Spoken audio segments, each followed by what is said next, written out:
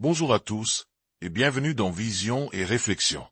Je tenais d'abord à m'excuser de ne pas avoir été énormément présent ces derniers temps. Je suis pris par beaucoup de choses, mais vous le savez, ici on avance à notre rythme, sans stress. Et nous revenons en force. Cette chaîne, notre chaîne, restera toujours un espace sans haine, sans jugement, simplement une autre lecture du monde. Et si toi aussi ça te parle, n'oublie pas de laisser un commentaire, de t'abonner. Oui, je sais, tu entends ça souvent, mais c'est essentiel pour le référencement et pour nous donner la force de continuer ce que nous faisons. N'oublie jamais, rien n'existe sans toi. Nous sommes le noyau. Maintenant que cela est dit, passons aux choses sérieuses. La vidéo d'aujourd'hui va parler de notre identité. Pas la carte d'identité, pas le passeport. Ici, on parle de notre identité profonde, de notre essence. Et c'est, malheureusement ou heureusement, je vous laisse me dire dans les commentaires, un sujet qui touche énormément de monde en ce moment. On en parle de plus en plus. La première question, c'est, pourquoi maintenant? Est-ce qu'il n'y aurait pas une perte profonde de certains repères? On voit de plus en plus de vidéos sur le mélange des couleurs, les couples mixtes. Beaucoup de personnes aujourd'hui s'affichent avec quelqu'un d'une couleur, d'une religion ou d'un pays différent. C'est devenu presque une mode. Et pourtant, au départ, c'était souvent pour critiquer, pour juger, alors que ce jugement n'a pas lieu d'être. Mais c'est toujours comme ça. Ce n'est pas l'invention de l'arme le problème, c'est ce qu'on en fait. Aujourd'hui, avec une petite analyse profonde et évidemment sans jugement ni haine, comme toujours, nous allons parler du couple noir maghrébin, un sujet brûlant dans les débats actuels. L'homme noir et la femme maghrébine. La femme noire et l'homme maghrébin, même si c'est moins courant. Ma réflexion, elle est simple. Pourquoi y a-t-il un débat? Cela ne devrait même pas exister. Ce sont deux êtres humains, deux âmes qui se sont trouvées. Mais ma question est la suivante. Et si le problème n'était pas la couleur, mais l'identité? D'un côté, nous avons les communautés maghrébines, très soudées, culture très forte, religion très présente. Il est donc difficile, pour certains, de se voir avec quelqu'un d'autre que leur propre communauté.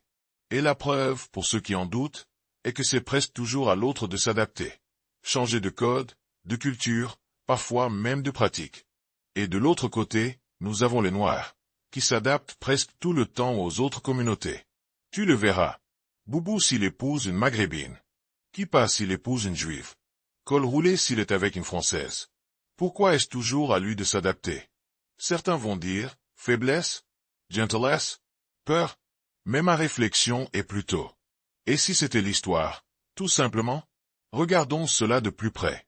Pendant des siècles, les populations noires ont été déplacées de force, mélangées entre ethnies différentes, obligées d'abandonner leur langue, contraintes d'adopter les codes des dominants. Cela a développé une capacité d'adaptation extrêmement forte, par nécessité.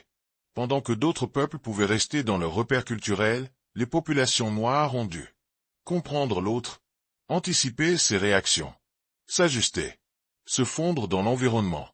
Ce n'est pas un choix culturel. C'est un héritage traumatique devenu une compétence. Le statut social imposé disait: tu dois t'adapter si tu veux survivre. Quand tu arrives dans un pays en minorité, et avec une histoire de domination, tu n'as pas le pouvoir d'imposer tes codes.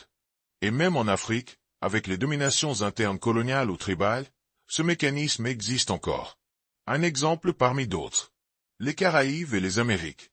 Dans les sociétés issues de l'esclavage, Haïti, Brésil, États-Unis, Martinique, Guadeloupe, République dominicaine, les populations afrodescendantes ont été obligées d'adopter le français, l'anglais, le portugais, les religions des colonisateurs, leurs prénoms, leurs habitudes culturelles, alors que les populations européennes, elles, n'ont rien adopté des cultures africaines. Alors au lieu de rejeter l'un contre l'autre, essayons d'abord de nous comprendre. Ensuite, posons-nous la question. Est-il possible que les cultures se rencontrent? Peut-on faire des efforts, l'un comme l'autre, pour que ça fonctionne? Si vous y arrivez, vous êtes chanceux. Et soyez fiers de ce que vous construisez. Car c'est exactement ce dont nous avons besoin pour avancer ensemble. Ce n'est pas un jugement. C'est une réflexion. Je serai ravi de poursuivre tout cela dans une prochaine vidéo. Peut-être pas sur le même sujet, mais tu le sais. Ici, on va où le cœur nous pousse. C'est lui qui décide. Bye, et à bientôt.